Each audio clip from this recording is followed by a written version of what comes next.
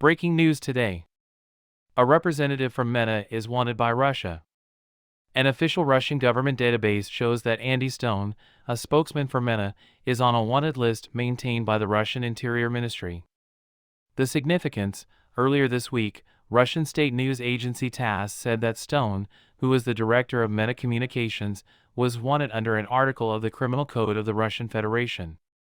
It seems like the Kremlin is taking further action against Meta, the parent company of Instagram and Facebook, by adding them to its list of terrorists and extremists.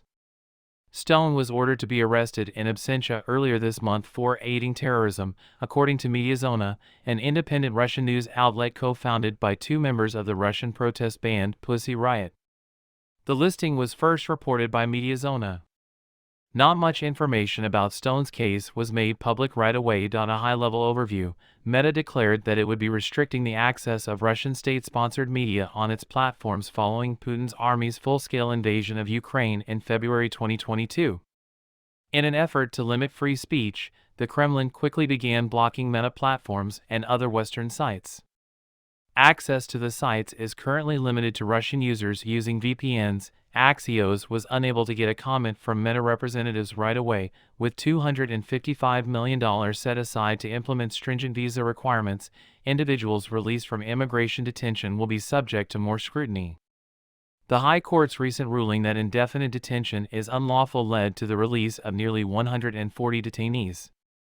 The government rushed through emergency laws imposing strict visa conditions due to rising outrage and concerns about a potential threat to the community. The cohort included individuals with criminal convictions, even though they had already served their sentences.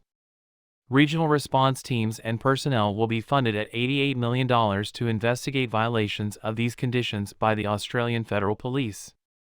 The government claimed the funds would strengthen agencies' capacity to prosecute offenders for violations of their release conditions, such as curfews and ankle monitors, and to ensure that individuals adhered to these terms.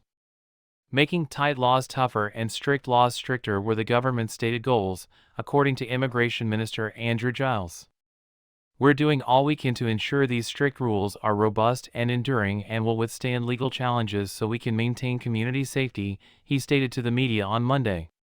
"Talking tough doesn't keep Australians strong, and I want to be very clear, we will continue to leave no stone unturned when it comes to ensuring the safety of Australia." There are 138 individuals who have been released from immigration detention. Of these, 132 are under electronic monitoring or are being investigated by the AFP for non-compliance, and the other two are being handled as difficult, complex cases incorporating health concerns. Additional personnel in the areas of compliance, investigations, removal, and surveillance will be provided by the Australian Border Force, which will receive $150 million as part of the package. There is a uniform set of stringent visa requirements regardless of the severity of the offender's criminal record. Some have committed horrific crimes, such as sexual assaults against children, while others have served minimum sentences. On the question of proportionality and enforcement, Minister of Home Affairs Claire O'Neill stated that the government had enacted the emergency laws to handle community safety until the reasons behind the High Court's decision were explained. "When we receive reasons for decision, we will be able to establish durable approaches," she told reporters on Monday.